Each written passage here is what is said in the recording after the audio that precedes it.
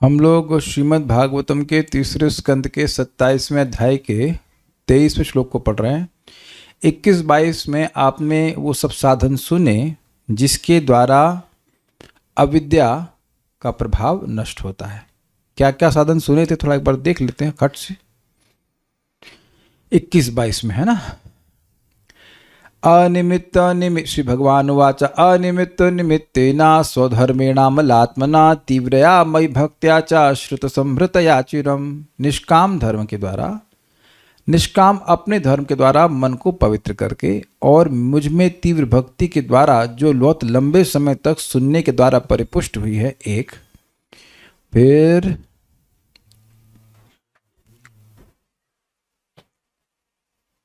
ज्ञानेन दृष्टतत्वेन वैराग्येण बलीयसा तपोयुक्तेन योगेन तीव्रेण आत्मसमाधिना।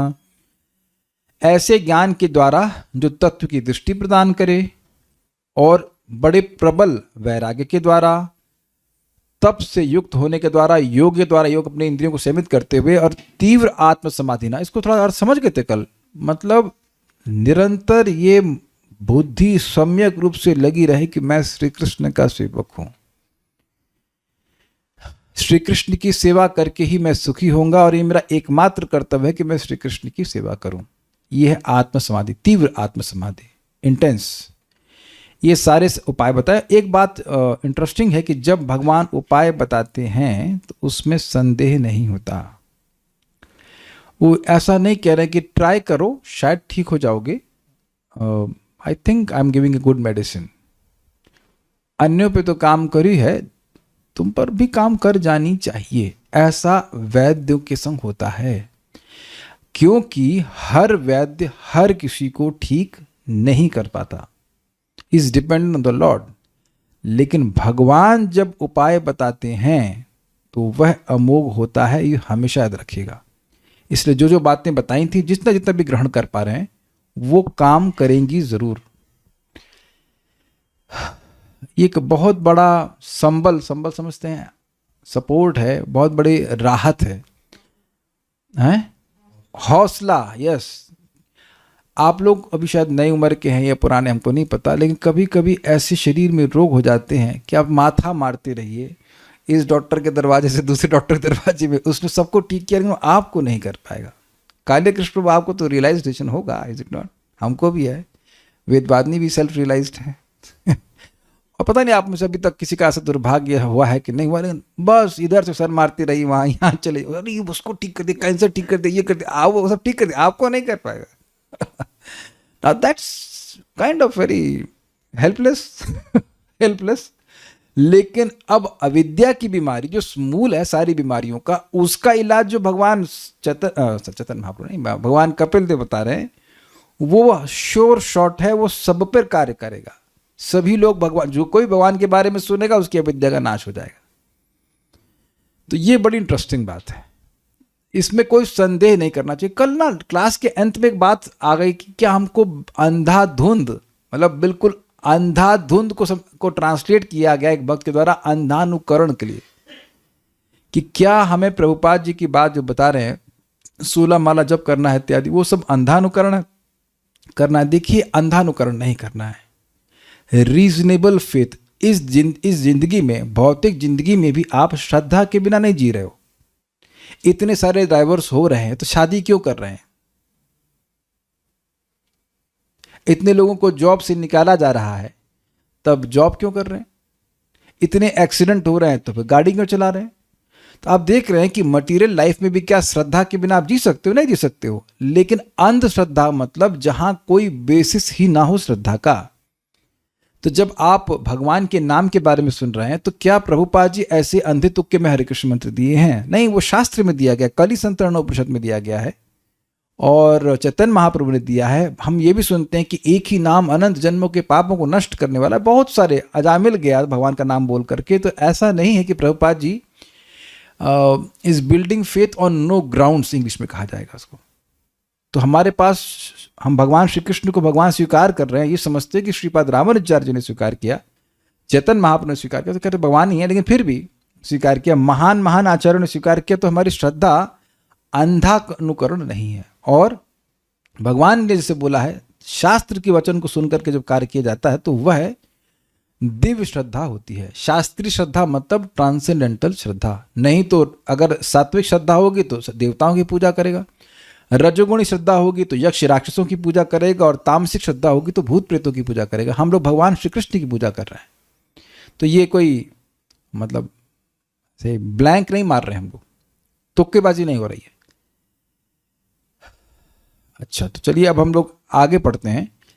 अब यहाँ एक बड़ी इंटरेस्टिंग बात है कि यहाँ भगवान कहते हैं कि जो ये प्रकृति है, जो ये प्रकृति निरंतर जल रही है, ध्यान दीजिएगा, ये प्रकृति जीवात्मा को नहीं जलाती है, वो त्रिताप, लेकिन उस अर्थ में नहीं कहा जा रहा है।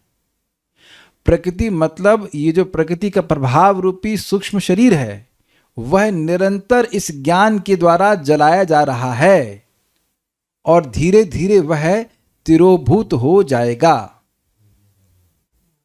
बहुत अद्भुत श्लोक है। जैसे लकड़ी को अग्नि ही प्रकट करती है, लेकिन अग्नि लकड़ी को ही खा जाती है।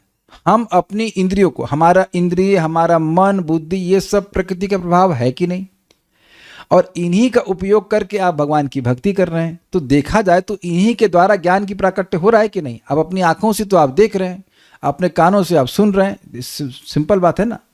लेकिन इन्हीं इंद्रियों को ये भगवान की भक्ति जला के फूंक देगी। मतलब क्या कहना चाहते, कहने का अर्थ है बहुत सिंपल है।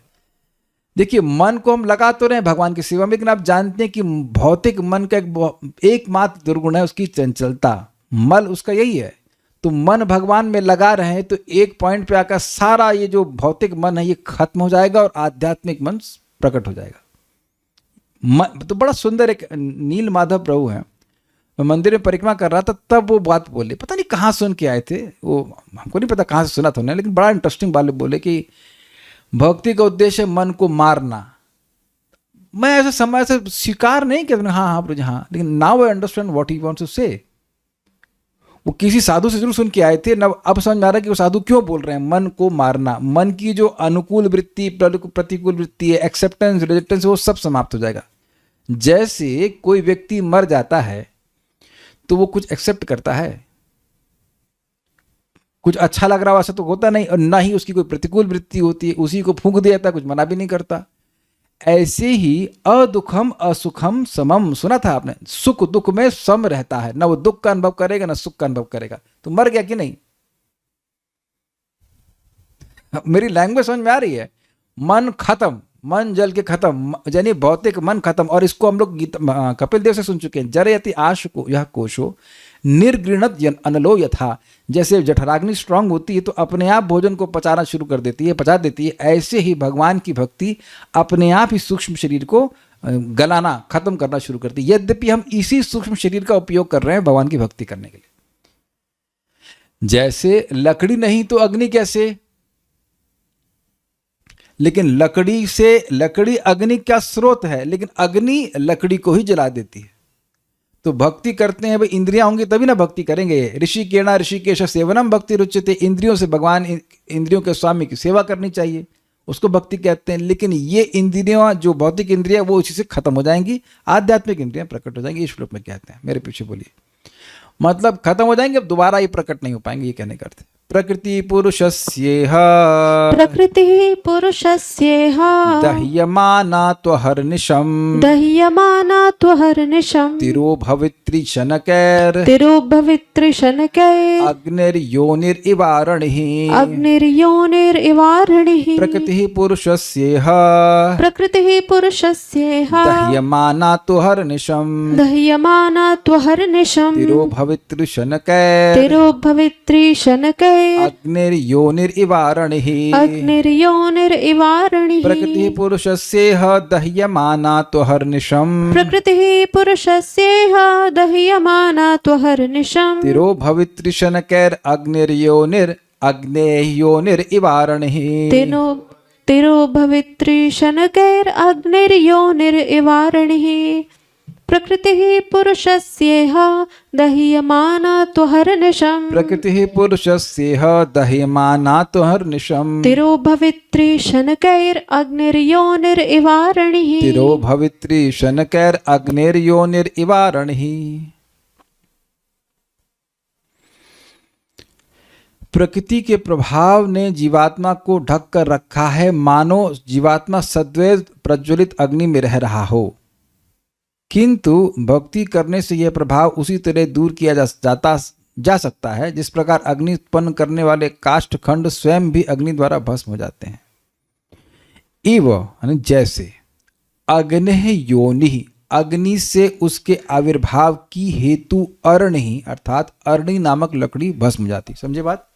जो अग्नि की योनि अर्थात आविर्भाव का कारण है वो है लकड़ी। अरणि नाम की लकड़ी होती। पहले अरणि को आपस में घर्षण करते थे ब्राह्मण और वह अग्नि प्रकट हो जाती थी, माचिस नहीं होती थी। अरे अरणि नहीं समझ में आ रही तो माचिस तो समझ में आ रही है। माचिस से ही अग्नि प्रकट होती है। मसाला रहता है, मसाले को भी खा जाती है और लकड़ी को भी खा जाती है। लेकिन वो जो लकड़ी है वो अग्नि का प्राकट्य स्थान है, लेकिन वो अग्नि लकड़ी को खा जाती है। वेदवाणी कह रही है कि पत्थर से भी तो अग्नि प्रकट करते हैं, तो लेकिन वो अग्नि नहीं प्रकट होती देवी, वो चिंगारी प्रकट होती है। इसलिए वो दृष्टांत नहीं जाएगा। और पत्थर को चिंगारी नहीं खा जाती है, ठीक है। चिंगारी तो लोहे से भी होती है, तो उसको नहीं खा जाती है। लकड़ी की बात करें, लपट की बात करें, देखिए चिंगारी वाला एग्जाम्पल नहीं दे सकते हैं आप। लपट लपट लपट के अर्थ में, अरे घबराइए मत, अभी कुछ दिन बाद जब गैस नहीं मिलेगी तो लकड़ी पे खाना बनाना है। क्यों शैली शुक्ला माता जी, प्लानिंग कर रखी है? नहीं, तैयारी है कि नहीं? लकड़ी पे, कंडे पे कुछ दिन बाद हो सकता हो कि गैस ना मिले, चूल्हा तैयार कर लीजिए सब लोग, तब समझ आएगा गाय कितनी महत्वपूर्ण है। वो मिलेगी भी नहीं। ठीक है, तो अरणी समझ गए। अरणी मतलब लकड़ी से भस्म हो जाती। लकड़ी भस्म हो जाती अग्नि से, ठीक है। अहर निशम, अह मतलब दिन और निशा मतलब रात्रि। उसी प्रकार दिन रात तू दह्यमान, तू जैसे सप्लिकेट, तू दह्यमाना क्षीण होती हुई, दोह्यमाना कोई चीज जलाई जा रही है तो वो धीरे धीरे कम हो रही है कि नहीं। जैसे आपका सिलेंडर में भरी हुई गैस, पहले तो इतना चिंतित नहीं होते होंगे आप लोग, अभी थोड़ा चिंतित हो रहे हैं कि नहीं? कौन व्यक्ति थोड़ा चिंतित नहीं हो रहा है कि गैस कम हो रही है, दोबारा सिलेंडर नहीं मिलेगा? आप लोग चिंतित नहीं हो रहे हो? हम तो होते हैं। अरे भाई देखो, कम से कम गैस यूज़ करना, इंडक्शन यूज़ कर लेना। तो आप जान रहे हैं कि जैसे जैसे यूज़ हो रही है वैसे वैसे जैसे जैसे जल रही है अग्नि धर कम हो रही है। उदाहरण तो समझ रहे हैं, सिंपल सी बात है। तो ये जो पुरुष मतलब जीवात्मा का प्रकृति ही, प्रकृति मतलब अविद्या जनित लिंग शरीर। प्रपाद ने अनुवाद क्या है? प्रकृति का प्रभाव। प्रकृति मतलब प्रकृति का प्रभाव। देखिए समझिए, कोई जीव इस जगत से बंधा हुआ है अविद्या के कारण, ना कि प्रकृति के गुणों के रहने के कारण। फाइन। कोई जीव मुक्त होकर भगवान के धाम चला जाता है तो क्या प्रकृति के गुण नष्ट हो जाते हैं? क्या उत्तर है? तो प्रकृति के गुण नष्ट नहीं होते हैं, लेकिन प्रकृति का जो प्रभाव है उस जीवात्मा पर स्पेसिफिकली वह नष्ट हो गया होता है। इजीली समझ में आ रहा है? इसीलिए बहुत ध्यान से पढ़ना होता है। इसीलिए प्रकृति शब्द का यहाँ पे अर्थ है प्रकृति का प्रभाव, यानी अविद्या जनित लिंग शरीर। लिंग शरीर मतलब सूक्ष्म शरीर।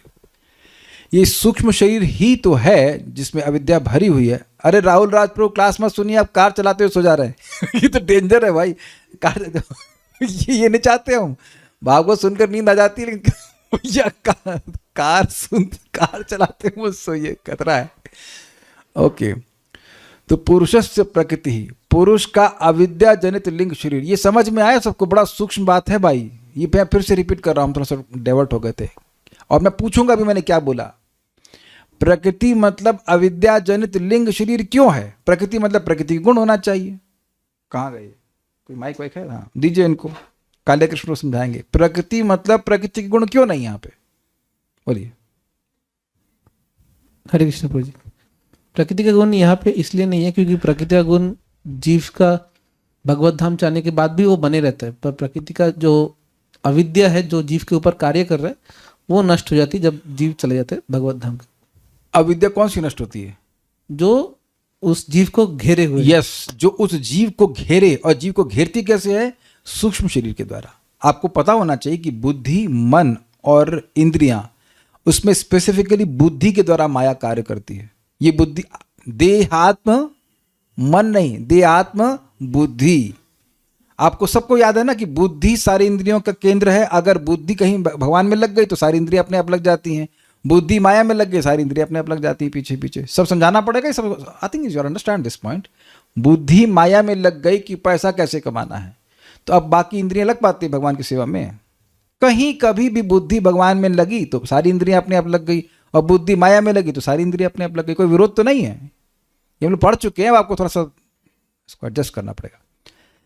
तो बात यह है कि ये जो सूक्ष्म शरीर है, जो अविद्या की सृष्टि है, वो निरंतर क्षीण हो रहा है। भाई हमको बहुत अच्छा लग रहा है, आप लोगों को अच्छा ये बता सकता है कि हमको अच्छा क्यों लग रहा है? कोई गेस कर सकता है कि मुझे अच्छा क्यों लग रहा है? निशा माता जी, आपको क्या मिठाई पसंद है? This is perfect answer. क्योंकि हम भक्ति कर रहे हैं, इसलिए इस समय भी मेरा सूक्ष्म शरीर धीरे धीरे करके जल रहा है। इससे समझ में आना चाहिए कि लकड़ी की जो अग्नि है, अग्नि लकड़ी को खाती है, but it is a procedure, फिर भी थोड़ा समय लगेगा। I am very happy to hear this, very happy. क्या पसंद है आपको, क्या खिलाया जाए? यानी आप खुद ही बना लेती हैं, आप खुद ही करती हैं। आप भी भली खाती होंगी प्रभु जी, ठीक है, you can't feed you anything. But this is very nice answer, this should be understood. क्योंकि अगर थोड़ी बहुत के चलिए मान लीजिए 100% भौतिक इच्छा, 100% तो नहीं हो सकती है, कुछ बहुत 98% है, तो 2% तो हमेशा के लिए कम हुई ना। आज हमको थोड़ा शौक चला था कि हम थोड़ा मॉर्निंग इवनिंग वॉक भी करने जाएंगे भी, मतलब मॉर्निंग में भी करी। तो उसे लौट के आ रहे, देख रहे बड़े बड़े बंगले, तो मैं बार बार सोच रही लोग कितने दुख में है, इतना बड़ा बड़ा उनको मेंटेन करना पड़ा। I have to only maintain 2 classes, है ना?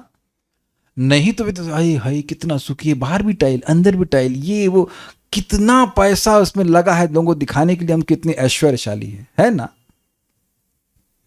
आप लोग को भी अच्छा हाथ खड़ा कीजिएगा कि कितने लोग ऐसे इतने वैराग्य को प्राप्त हो गए कि बड़े बंगले देख करके कोई आकर्षण नहीं होता। कोई है, किसी का कुछ प्यूरिफिकेशन हुआ है? एक, बस एक ही व्यक्ति, 2, वेरी गुड, 3, 4, 5, 6, 7, 8 के उपलक्षण से मैं समझता हूं कि 124 लोगों के मन में भी यही वैराग्य हो गया होगा। ठीक है कि आई एक्सेप्ट कि आप लोग नहीं, ठीक है, होगा। वी आर हैप्पी, हमको 6x6 का स्पेस भगवान दिए हैं, 6x6 नहीं, सॉरी 6x3, वही बहुत है, उसी में रह रहे हैं, we are happy. Now this is very amazing. आप इसको हल्का ले रहे हैं, लेकिन लोग कितने परेशान हैं, जो बड़े बड़े लीडर हैं कितना परेशान है। ये लैंड भी चाहिए और ग्रीन लैंड भी चाहिए और पूरी दुनिया चाहिए, और उसके बाद लग रहा है फिर चंद्रमा भी चाहिए, सब कुछ चाहिए। तो कुछ सूक्ष्म शरीर जल गया है हमेशा के लिए। मैं बार बार रिपीट कर रहा हूं कि कुछ इच्छाएं आप बैक में देखोगे फूक गई हैं। अगर मैं कहूं कि वो कभी उदित नहीं होंगी, और बाकी भी भागवत सुनते जाइए, देखते हैं कि अगर हम लोग उस श्लोक तक पहुंच चुके, नाम संकीर्तनम यस्य सर्व पाप प्रणाशनम प्रणामि दुख शमनम तम नमामि हरिम पराम, अगर भगवान ने वहां तक पहुंचा, देखते हैं कितनी इच्छाएं बाकी रह जाती हैं।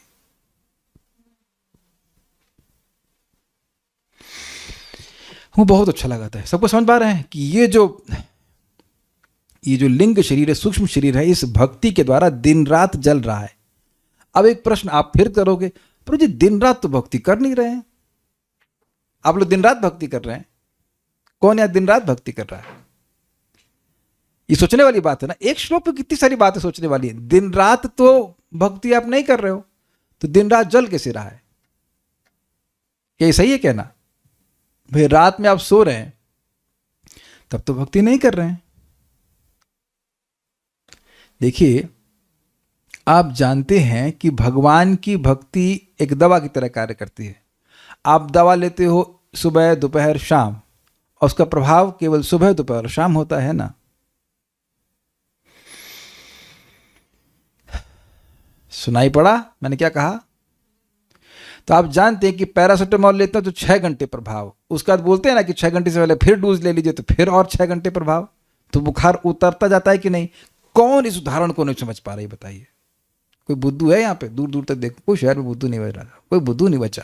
You are intelligent people. आप जानते हैं कि 105 बुखार था, आपने दवा लिया 104 पे आ गया। दवा तो एक बार या 2 बार लिया ना, मैक्सिमम 3 बार लेते हैं, लेकिन अब उसका प्रभाव तो निरंतर आता जा रहा है ना। तो निरंतर मतलब स्थायी प्रभाव। स्थायी प्रभाव दिन और रात दोनों टाइम होता है कि नहीं? मैं समझा पाया? This is very wonderful point. अगर विचार करें तो 105 बुखार आपको व्हाटएवर 12 आवर्स या 24 आवर्स के लिए था, अब वो 1 डिग्री कम हुआ तो पूरे 24 घंटे के लिए कम हुआ कि नहीं? फिर 1 और डिग्री कम हुआ तो फिर वो 24 घंटे के लिए हुआ ना। अभी आपको खांसी है, इज इट नॉट? आप दवा 24 घंटे खा रहे हैं, तो सुबह शाम खा रहे हैं, जब खांसी ठीक हो जाएगी तो पूरे 24 घंटे के लिए ठीक हो जाएगी कि नहीं? और वो ठीक हुई है कैसे? दवा काम करती जा रही है। आपने दवा डाली है एक बार, लेकिन वो कार्य कर रही है फॉर लॉन्ग टाइम, 24 आवर्स। ये खाली कहना चाहता हूं। काल्या कृष्ण प्रभु, कोई संदेह है क्या? इस बात को 6ठे स्कंद में बताया गया है, अगध करके है। जैसे कोई बहुत स्ट्रॉन्ग दवा है, वो व्यक्ति खा ले तो अब रोग को नष्ट कर ही देती है, उसी तरह से भगवान का नाम कार्य करता है। और इसको कोई कठिनाई नहीं है। अयम ही कृत निर्वेशः जन्म कोटि हंसाम अपि यद व्याजहार विवश नाम स्वस्थयनम हरे। कौन सा नंबर बताइए?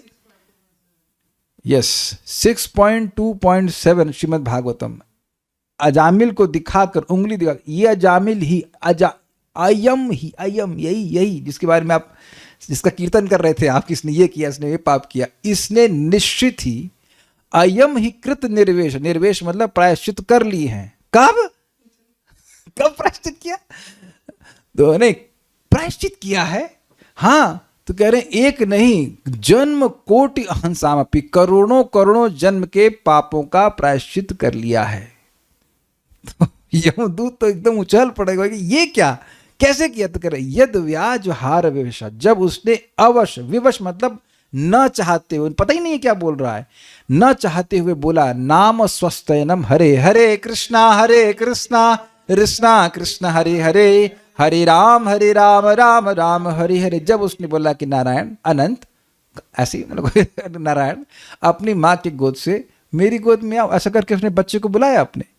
अब देखिए, ये प्रमाण है ना कि बोला एक बार और उसका प्रभाव अनंत जन्मों तक हुआ। तो कृष्ण पाध्याय पर वो ये सुन रहे हैं, तो कुछ नाम आपने आज सुबह 7 बजे 16 माला करी, कुछ उपलब्धि समझ में आ रही है कि नहीं आ रही है? Make sense? ये नहीं दिखाई पड़ता? एक बार बोलिए हरे कृष्णा कृष्णा कृष्ण हरे हरे, हरे राम राम राम हरे। ये नहीं दिखेगा ऐसे बोलने से, लेकिन विष्णुदूत बोल रहे हैं और इसलिए एक शब्द स्पेशल लगाया है, ही मतलब निसंदेह, अयम ही कृत निर्वेश, निश्चित ही। आप भोजन कर लिए हैं, भोजन कर ही लिए हैं ना। अब मैं ही का मतलब क्या है, ऐसा डाउट नहीं करना चाहिए कि करना है कि किया है कि नहीं किया है। अच्छा लगा ही या ठीक लगा, तो ही बोल देने से मतलब है कि इसमें कोई संदेह मत करो। वो जान रहे हैं विष्णुदूत, ये जो कलयुग के लोग हैं बद्ध जीव, ये इनका ऐसा कैसे हो सकता है? तो तुम सब कुछ तुम्हारी बुद्धि के हिसाब से चले। अयम ही कृत निर्वेश, ऐसे पापी ने भी निश्चित ही करोड़ों अरबों जन्मों के पापों का प्रायश्चित कर लिया है। इसीलिए तो गुरु महाराज बार बार, सभी गुरु महाराज बोलते हैं कि हरे कृष्ण मंत्र जपो।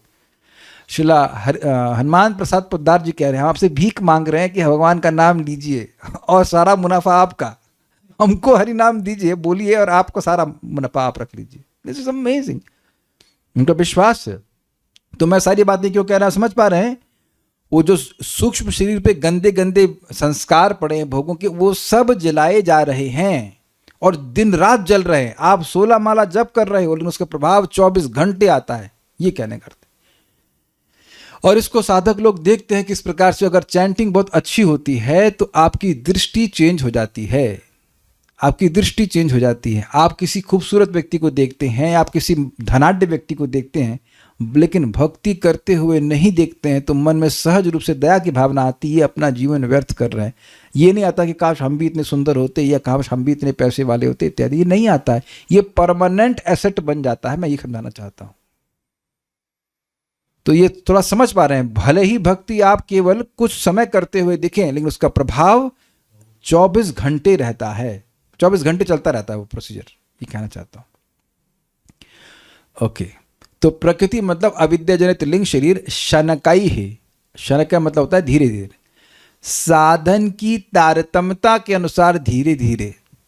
यह तिरो भवित्री, यह मतलब इस जन्म में ही तिरोहित हो जाता है। क्या मतलब हुआ भाई, 1 माला कर रहा है तो वैसा प्रभाव होगा, 16 माला कर रहा है तो वैसा प्रभाव होगा। Is it okay? जितना साधन में अभिनिवेश होगा, जितना साधन की इंटेंसिटी बढ़ाई जाएगी, उसके अनुसार उसका लिंग शरीर नष्ट होगा, उसके अनुपात में। और देखिए, ये स्पष्ट है कि इसमें कोई भी बैरियर नहीं है। आपको आप किसी से कंपटीशन भी नहीं करना है कि सामने वाला उतना कर रहा है तो मैं इतना करूं, ऐसा कुछ भी नहीं है। आप अपने साधन की तारतम्यता को बढ़ाइए।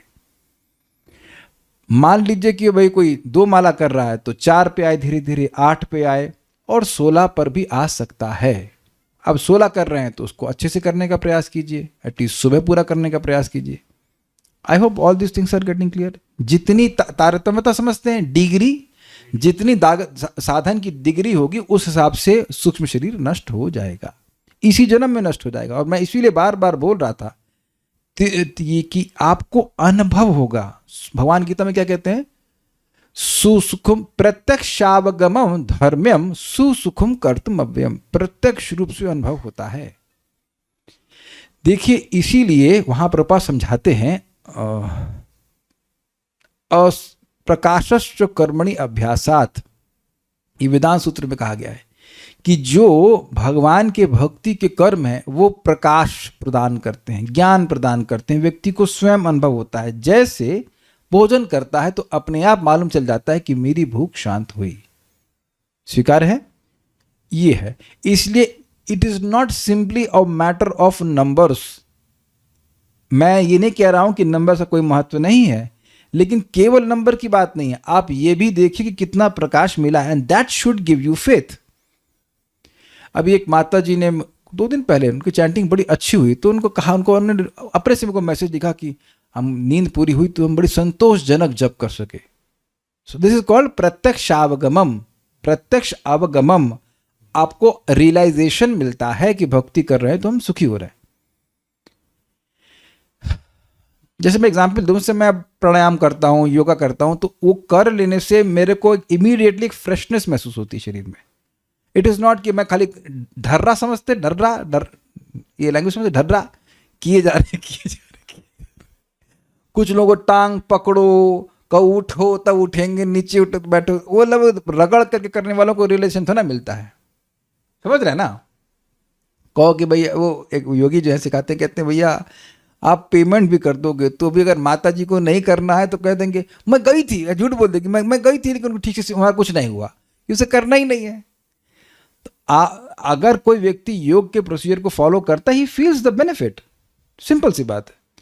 तो अगर नाम जप करेंगे तो ये मन को ठीक करने वाला है मंत्र। मंत्र मतलब मनहत्रायते मंत्र। तो मंत्र करेंगे तो देखेंगे कि मन की जो वृत्तियां हैं, मन की धारा कैसे परिवर्तित हो रही है। इसी जन्म में व्याख्या कर रहा हूं मैं, इसी जन्म में।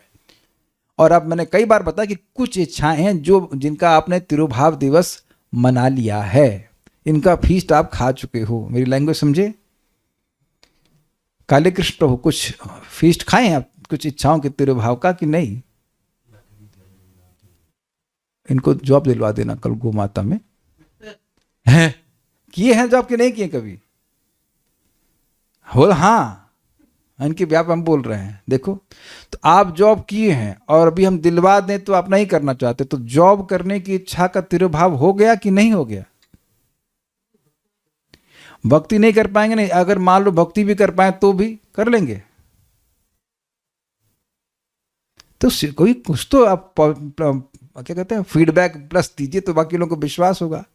चलिए थोड़ा फीडबैक ले लेते हैं, हैंड रेस करने के लिए सब तैयार हो जाए। कोई व्यक्ति यहां पर हो जिसकी एक इच्छा का तिरुभाव हो गया, वो हाथ खड़ा करे। अरे कोई नहीं, सब ऐसे ही।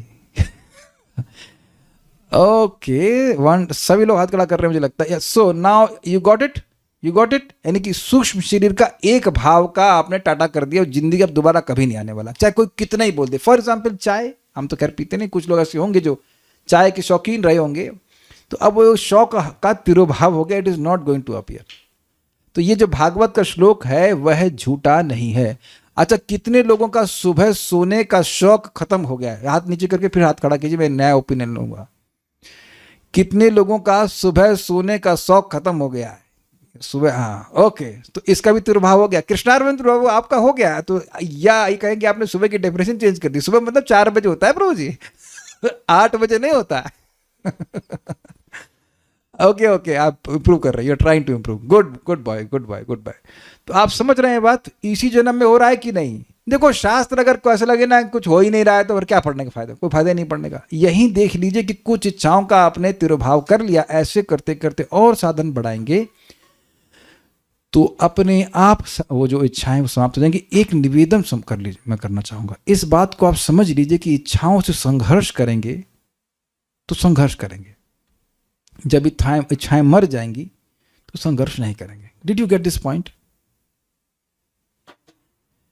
इच्छाओं से संघर्ष तब होता है जब इच्छाएं होती हैं, और जब इच्छाएं समाप्त हो जाती हैं तब उनसे संघर्ष नहीं होता है।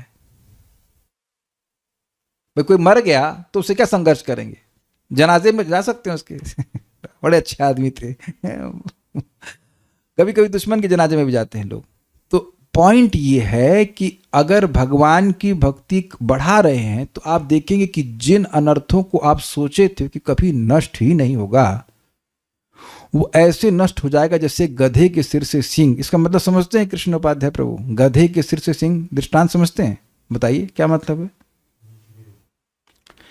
अनर्थ ऐसे नष्ट हो जाएं जैसे गधे के सिर से सींग। इसका क्या मतलब है? गधे के सिर पे सींग नहीं होती। गधे के सिर पे सींग ही नहीं होता है। ओके, और इसका मतलब ये जैसे गधे के सिर पे सींग उगता ही नहीं है, अनर्थ ऐसे नष्ट हो जाएंगे जैसे मानो कभी थे ही नहीं। ये अर्थ हुआ। तो ये बात है भगवान कह रहे कि इसी जन्म में ही तिरु भवित्री, लेकिन धीरे धीरे, अर्थात साधन की तारतम्यता से, क्योंकि साधन की तारतम्यता तुरंत नहीं आती है। अब मेरा फिर प्रश्न बना कि साधन की तारतम्यता इंक्रीज क्यों नहीं आती है? फिर वो एग्जाम्पल, लकड़ी, आप लकड़ी में अग्नि जलाते तुरंत हो ना, भभक के जलती है। थोड़ा पहले धुआं निकलता है, फिर अग्नि निकलती है, फिर और अग्नि निकलती है, फिर तीव्र अग्नि निकल जाती है। यही तो तरीका होता है। जब तीव्र अग्नि जलती है तो वो बड़ी तीव्रता से वो लकड़ी को जला देती है, थोड़ी हल्की होती तो धीरे धीरे जलाती है। Is it all okay?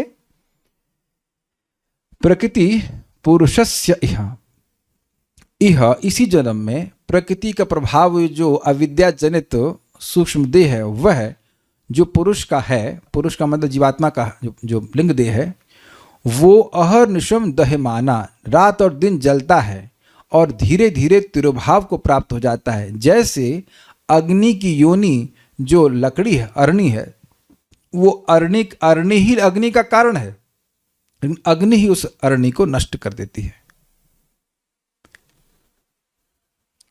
लेकिन एक यह फोटो आप देख ही सकते हैं कि लकड़ी से अग्नि प्रकट हुई और अग्नि ही इस लकड़ी को नष्ट कर दी। अब एक बात ध्यान रखिएगा कि दृष्टांत केवल एक अंश को समझाने के लिए है।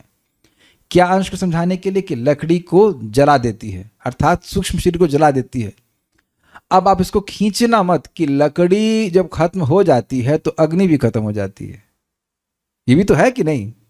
लेकिन अग्नि खत्म नहीं होगी, भौतिक मन समाप्त हो जाएगा, लेकिन जीवात्मा का दिव्य ज्ञान प्रकट हो जाएगा। भाई उसकी खुद की इंद्रियां भी तो है ना, ये बात है। सारार्थ दर्शनी, प्रकृति अर्थात जीव का लिंग देह, कोई छूटा तो नहीं? भावार्थ दीपिका इसमें नहीं है, वो शायद इसमें नहीं, इसमें थी नहीं, ठीक है।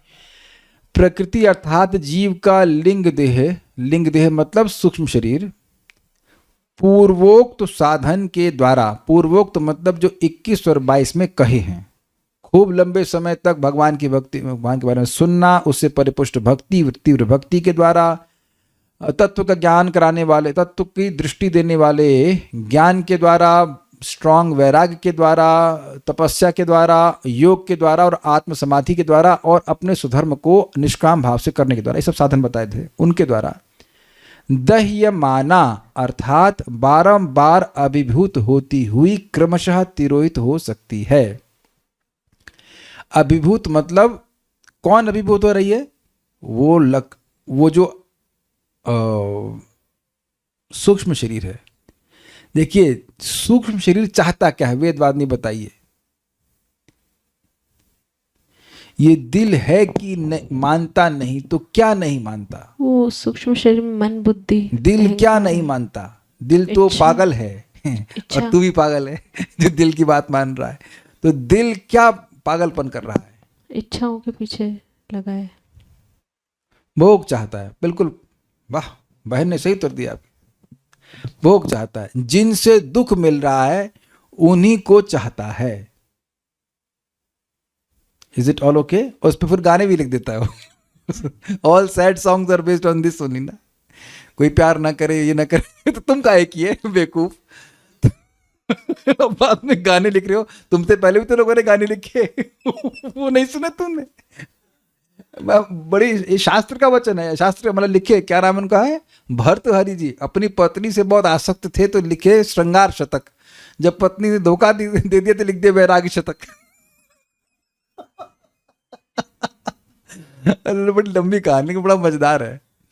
पहले तो दुनिया में इसको whenever there is expectancy कि हमें कोई दे, तो प्रेम थोड़ा कर रहा है, तो बिजनेस कर रहा है। एनीवेज, तो दिल इन्हीं सब चीजों की बातें करेगा। जो हमको जगत में फंसाने वाले कार्य वो दिल करता है। दिल मतलब मन उधर जाता है। तो अब इंटरेस्टिंग है कि आप सोचिए, कल आप सुबह जल्दी उठ गए तो कितने लोगों का दिल करने लगा है सुबह उठने के लिए। Just I want to know if कोई वैसे संत महापुरुष। अच्छा, लाडली जी का, शिल्पी वर्मा माता जी का, very good, very nice, very nice. Ashutosh Prabhu, very nice, बहुत अच्छा, बहुत अच्छी बात। मैं अभी प्रयास कर रहा हूँ, मुझे तो अलार्म लगाना पड़ता है। अच्छा, खाने का अलार्म कितने लोगों को लगाना पड़ता है? हाथ खड़ा कीजिए।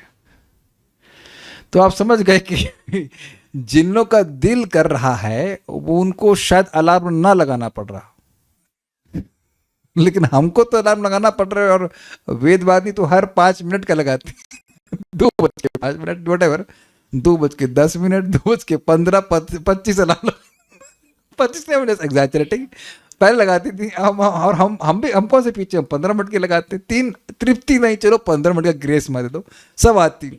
चलो वहां तृप्या ना वयम तू ना तृप्या, चल 3:30 3:45। तो आप देखिए कि रात में ही प्लानिंग है कि एक बार में तो नहीं उठेंगे। हमको अन्यों का पता नहीं, हमारा रियलाइजेशन है कि अभी दिल तो नहीं करता। मतलब आई नो कि जब उठ जाऊंगा तो बहुत मजा आता चैंटिंग करने में, लेकिन ऐसा कहो कि खाने के लिए जैसे होता है कि उसमें तो अलार्म नहीं लगाते हैं, तो वहां वैसी अभी तो समय लगेगा।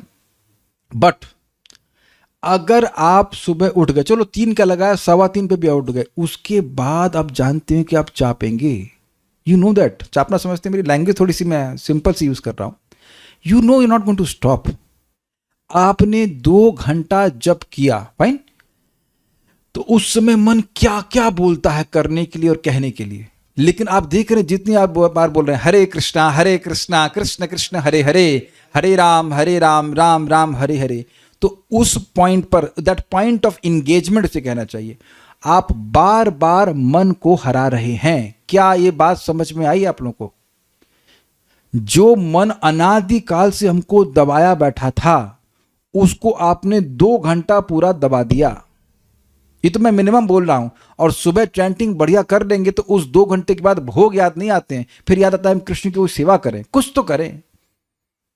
हमारा वेद बांधने का झगड़ा अलग प्रकार से होता है। जैसे हमको आज खाना नहीं बना रहे दोपहर में, तब भी हम जुट के नहीं कुछ तो बना लें, कुछ तो। I just wanted to do that.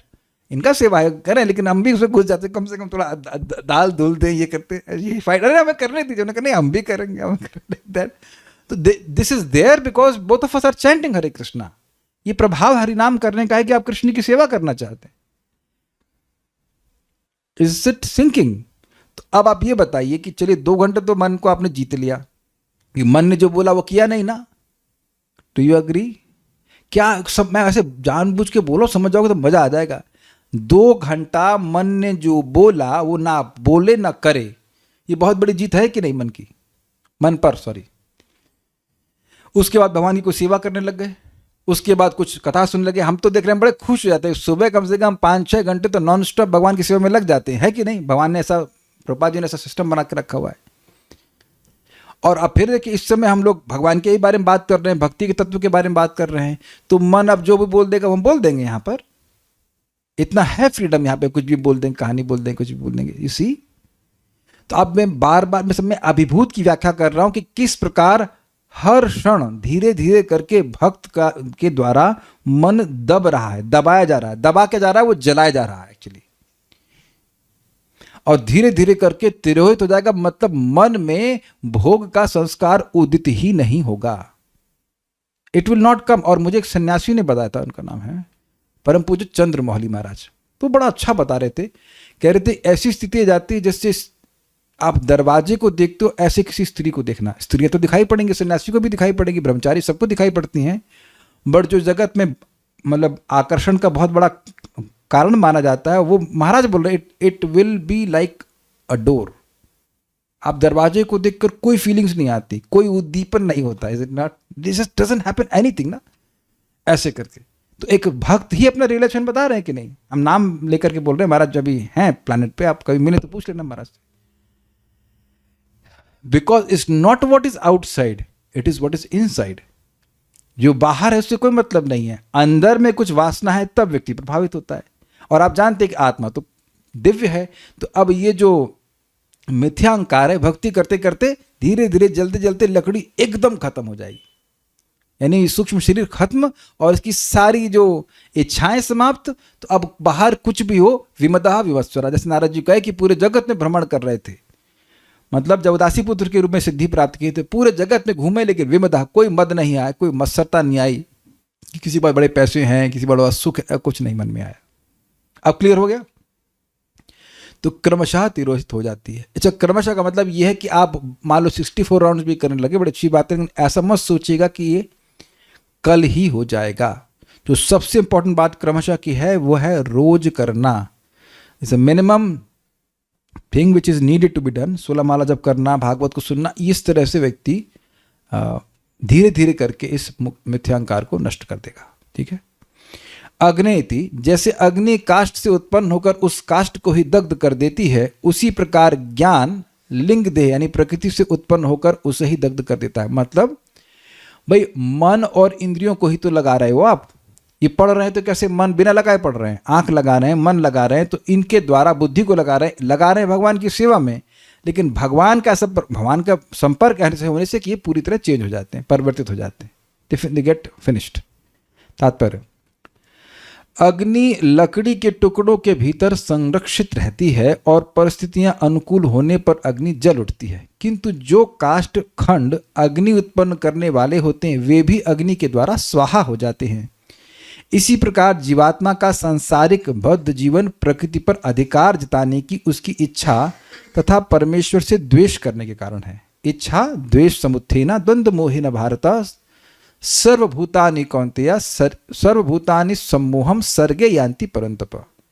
इस प्रकार से मुख्य रोग यह है कि वह परमेश्वर से एकाकार होना चाहता है या भौतिक प्रकृति का स्वामी बनना चाहता है। थोड़ा समझिए इस बात को। देखिए पॉइंट क्या है। बद्ध जीव अपने मन और इंद्रियों का प्रयोग किस तरह से करना चाहता है? इस जगत की भोग्य वस्तुओं का भोग करने के द्वारा। स्वामी कौन है? भगवान है, लेकिन वह स्वामी बनना चाहता है। इसीलिए प्रपात कह रहे हैं एकाकार बनना चाहता है, trying to become God, trying to become enjoyer. ठीक है। अब करना क्या है आपको? उन्हीं मन और इंद्रियों से करना क्या है? क्या ट्रेनिंग मिल रही है आपको? भगवान की सेवा करने की ट्रेनिंग मिल रही है। एकदम क्लियर समझ में आ गया?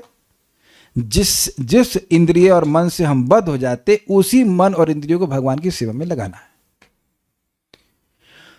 जिन मन और इंद्रियों के दुष्प्रयोग से अज्ञान बारंबार बढ़ रहा था, उसी मन और इंद्रियों के सही प्रयोग से ज्ञान उदित होने लगेगा। इजी है भाई।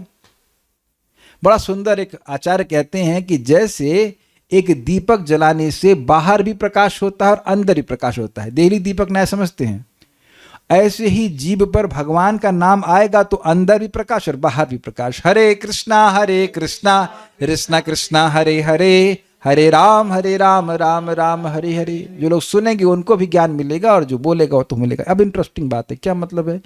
सब भक्त अनुभव करते ही होंगे कि नाम जप करते जा रहे हैं तो कुछ बोध अंदर से भी प्राप्त होता है। किसी को कुछ बोध मिला कि अरे ये बात समझ में नहीं आ रही थी पहले, अब कैसे समझ में आ रही है। Have you ever wondered with this? अच्छा, इन कोई नहीं रियलाइजेशन मिल रहा है। नहीं, अभी मैं जो बात बोलूं पहले समझिए। दोहा की बात तो ठीक है, लेकिन आप समझिए मैं क्या कहना चाहता हूं। जो नियमित रूप से जप कर रहे हैं, आप देखेंगे कि जो बातें शास्त्र में हैं कुछ कुछ वह आपको भी दिखने लगती हैं। लेकिन ये होगा तभी जब नियमित रूप से जप कर रहे हैं। तो जप का ये प्रभाव है। अगर जप नहीं करेंगे तो वो बात समझ में ही नहीं आएगी कि बोला क्या जा रहा है। ये तो सब भक्त अनुभव करते होंगे कि नियमित रूप से जप करने से आपको समावधानी भागवतम के टॉपिक समझ में आने लगते हैं और इसीलिए इंटरेस्टिंग भी लगते हैं। अगर समझ नहीं आएगा तो उतना इंटरेस्टिंग नहीं लगता है, बट समाव उधर कुछ हुआ और ये भी पता नहीं कौन से दिन हुआ, लेकिन आपको अच्छा लगने लग गया। How does happen? पहले कुछ समझ में नहीं आता था और ये चमत्कारिक रूप से अब पढ़ते हैं तो कैसे समझ में आ जाता है। तो ये मन और इंद्रियों को भगवान की सेवा में लगाए हैं तब ना ज्ञान प्रकट हुआ है अंदर से। महाराज बड़ा सुंदर बताते हैं, बहुत सुंदर। परम पूज्य राधा गोविंद महाराज कहते हैं कि देखिए, जब से हम पैदा हुए हैं भगवान इस विषय में बिल्कुल चुप हैं कि हमको ये इंद्रियां दिया कौन और किस लिए। आहार, निद्रा, भय, मैथुन का ज्ञान यथा समय प्रकट हो जाता है, उसके लिए कोई ट्रेनिंग की जरूरत नहीं है। लेकिन आंख कौन दिया और किस लिए दिया, ये अंदर से भगवान कुछ नहीं बताते कि मैं दिया हूं मेरी सेवा के लिए। कभी बताया भगवान ने?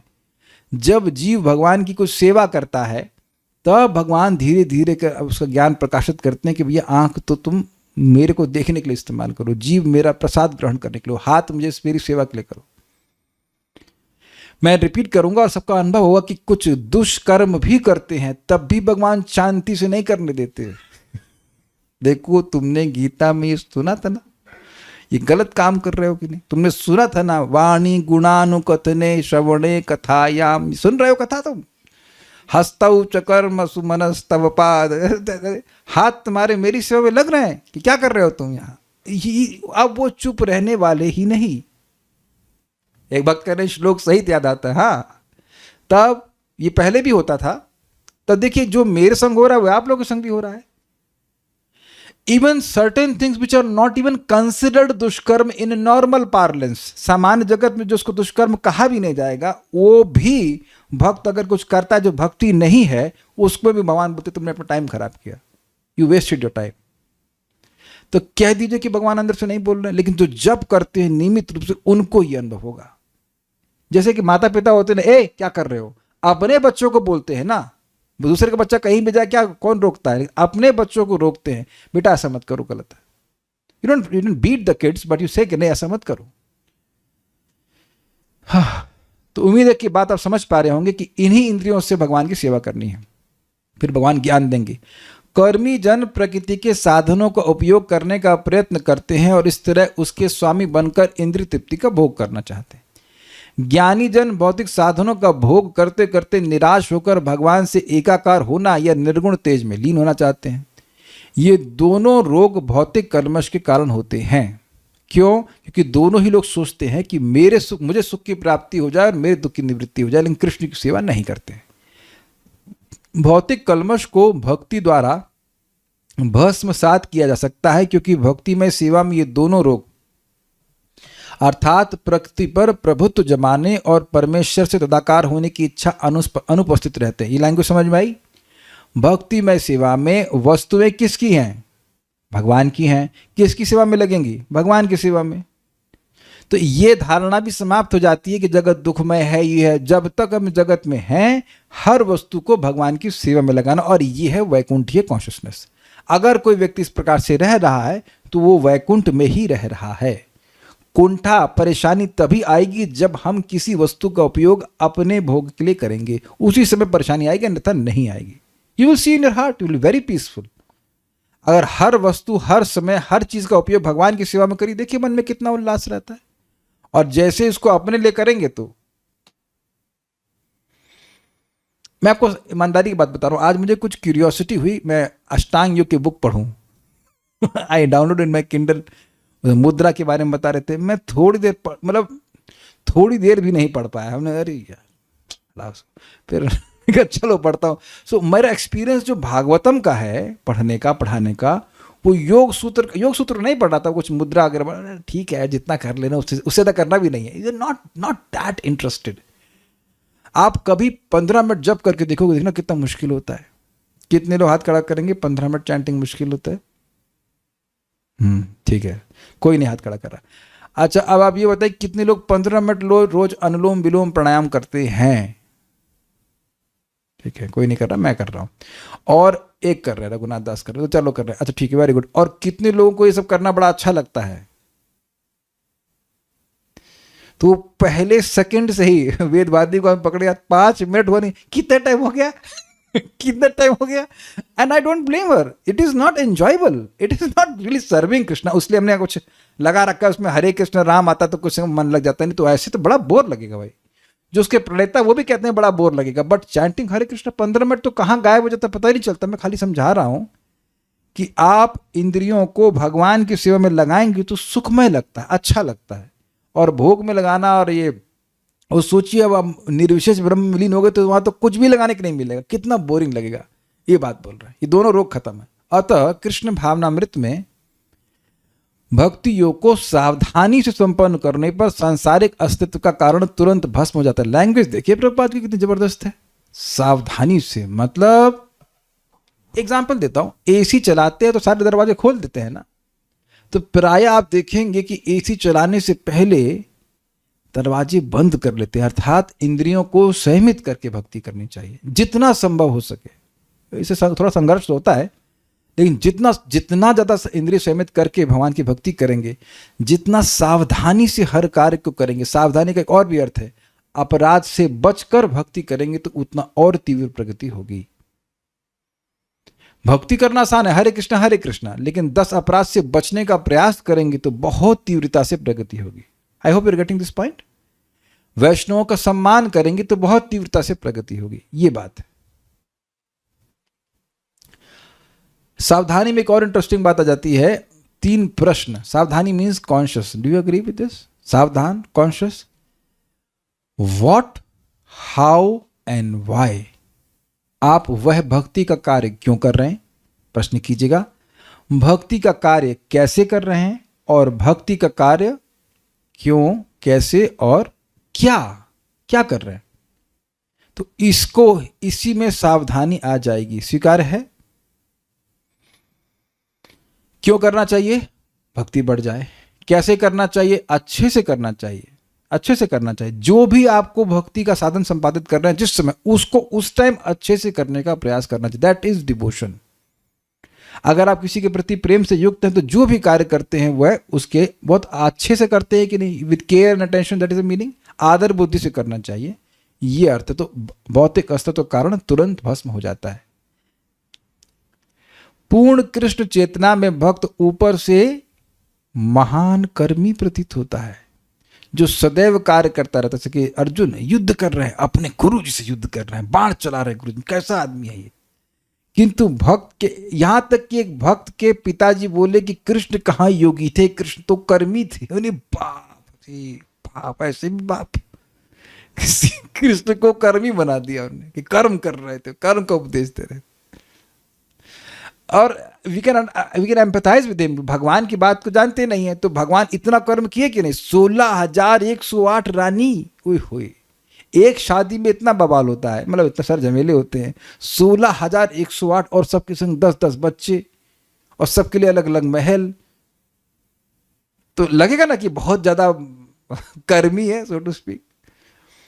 ये भगवान के भक्त इस प्रकार से कर रहे हैं, जो सदैव कार्य करता रहता है। किंतु भक्त के इन कार्यकलापों का आंतरिक महत्व यह है कि वे परमेश्वर की तुष्टि के लिए होते हैं। यह भक्ति कहलाती है। अर्जुन ऊपरी तौर पर योद्धा था, किंतु जब उसने अपने युद्ध से भगवान कृष्ण की इंद्रियों को तुष्ट कर दिया तो वह भक्त बन गया। This is very interesting point, कि भगवान को हम केवल एक ही तरह से संतुष्ट नहीं कर सकते।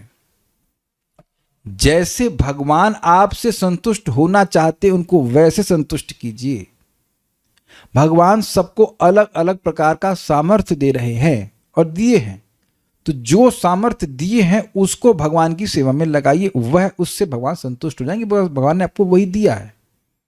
जो सामर्थ्य नहीं दिया है उसके उम्मीद भी नहीं कर रहे हैं। मान लीजिए किसी को अब मृदंग बजाना नहीं आता, इट्स ओके, भगवान आपको सामर्थ्य नहीं दिए, हमको नहीं दिए, किसी को नहीं दिए, तब जिसको आता है पूछो कैसे बजा रहे हो, तो नहीं बता पाया कैसे बजा रहे हो। Is it all okay?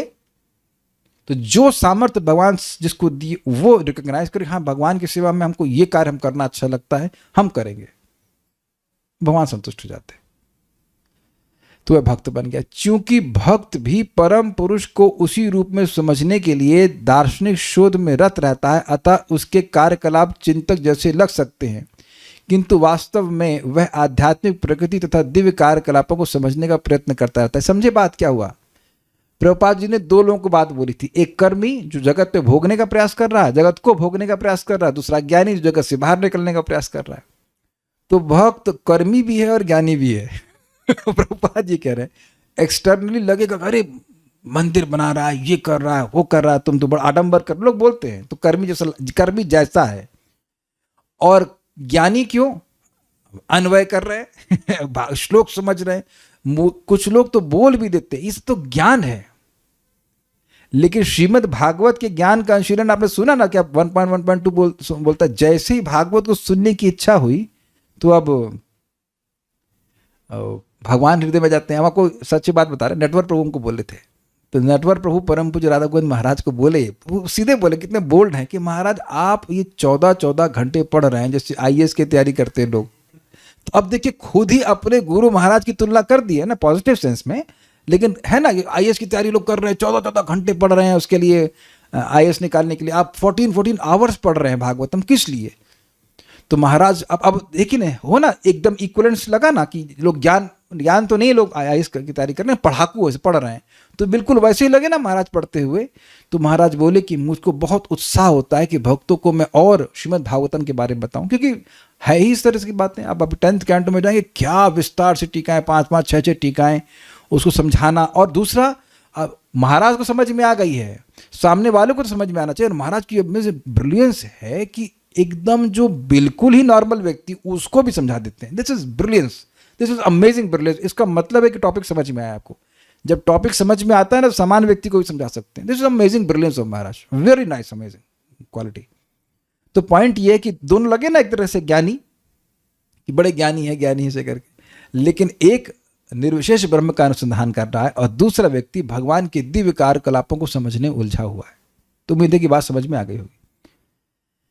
यद्यपि उसमें दार्शनिक चिंतन की प्रवृत्ति पाई जाती है, किंतु सकाम कर्म के फल तथा यादृच्छिकी चिंतन नहीं पाए जाते, क्योंकि ये कार्य भगवान के निमित्त है। क्या बोल गए प्रभुपाद? यहाँ पर कह रहे हैं कि देखिए एक भक्त में भी दार्शनिक चिंतन की प्रवृत्ति होती है।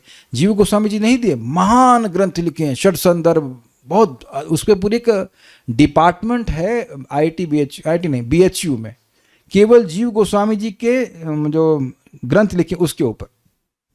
तो ऐसा लगेगा वह भी एक कोई ज्ञानी है, लेकिन नहीं। उन सारी चीजों का उद्देश्य, प्रभुपाद यहाँ पे शब्द क्या ले रहे हैं, यादृच्छिक, मतलब इंडिपेंडेंट चिंतन नहीं है। वो चिंतन भगवत अनुकूल है, भगवान के अनुकूल। जैसे भगवान स्पष्ट रूप से गीता में कहते हैं, अध्यक्षते च य इमं धर्मम संवादमावयोः ज्ञान यज्ञेन तेनाहम इष्टः मिति मे मति।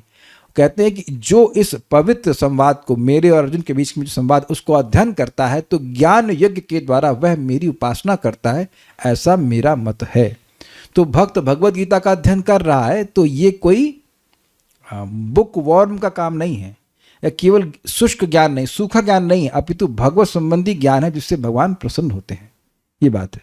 तो प्रभुपाद समझा रहे हैं कि किस प्रकार से भक्त का जो कर्म है, इंद्रियों के कार्य और ज्ञान यानी मन का कार्य, वो सब उसके सूक्ष्म शरीर को नष्ट करने वाले हैं। आई hope you got this point. कोई प्रश्न किसी भक्त का है तो हम देख लेते हैं।